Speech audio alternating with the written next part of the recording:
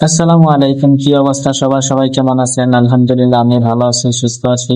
তো আজ তো সকাল সকাল আমার হাঁসের এই ঘরটাকে পরিষ্কার করার জন্য চলে আসলাম। তো দিনের বেলা আমি আমার হাঁসের বাচ্চাগুলোকে এখানে ছেড়ে রাখি, আর রাতের বেলা অন্য একটা ঘরের ভিতরে রাখি। তো দেখাচ্ছি অন্য ভিডিওতে। তো আজকে সকালবেলা আম্মু এগুলাকে পানি দিছিল, খাবার দিছিল। তো হাঁসের বাচ্চা আবার পানি পাইলে এগুলা হুঁশ থাকে না, কি করবে না করবে। তো এগুলাকে পানি দিছিল, পানি ফেলে এগুলো ধানের তৃষ্ণাগুলোকে একদম ভিজায় খেয়েছে।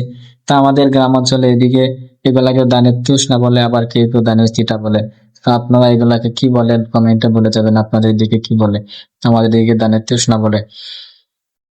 তো কি আর করার, এগুলাকে এখন তুলতেছি, তুলে নিয়ে রোদে দিতেছি, এগুলাকে শুকাইলে পরবর্তীতে আবার এগুলা পিছাই দিব। তা আমার কাছে খুব বেশি একটা ধানের তৃষ্ণা নেই, অল্প কয়টা ছিল এগুলা দিছিলাম, আর অল্প কয়টা ছিল আছে। তো এগুলা তুলে অল্প কয়টা বিছাই দিব, পরবর্তীতে শুকাইলে এগুলাকে আবার বিছাই দিব। তাছাড়া তো আর কিছু করার নাই। তো আমি হাঁস খামার সম্পর্কে খুব বেশি একটা বুঝি না, তবে খামার করার খুব ইচ্ছা আছে। তো নতুন অবস্থায় 50 পিস বাচ্চা আনছি, এগুলাকে পালতেছি। এগুলা বয়স হচ্ছে আজকে 14 দিন। তো আলহামদুলিল্লাহ এখন পর্যন্ত সবগুলো বাচ্চাই সুস্থ আছে, ভালো আছে, একটা বাচ্চা মরে নাই। তো সবার কাছে একটা অনুরোধ থাকবে, যারা যারা আমার এই ভিডিওটা দেখতেছেন সবাই আমার এই চ্যানেলটা একটু সাবস্ক্রাইব করে দিবেন এবং একটা লাইক দিয়ে দিবেন। তো খুব ইচ্ছা আছে, আশা আছে খামার করা। তো আমি যদি খামার করি তাহলে প্রতিনিয়ত ভিডিও আপলোড করব। যদি ভালো লাগে তাহলে সবাই একটু সাপোর্ট করবেন, পাশে থাকবেন। তো ধানের তসমাগুলো রোদে দিয়ে এখন এগুলাকে বিছিয়ে দিচ্ছি, অল্প কটা তসনা আছে এগুলো বিছিয়ে দিব। তো নিজের কাজ যদি নিজে করি তাহলে আমার কাছে খুব ভালো লাগে। তো হাঁসের বাচ্চাগুলো পালছি।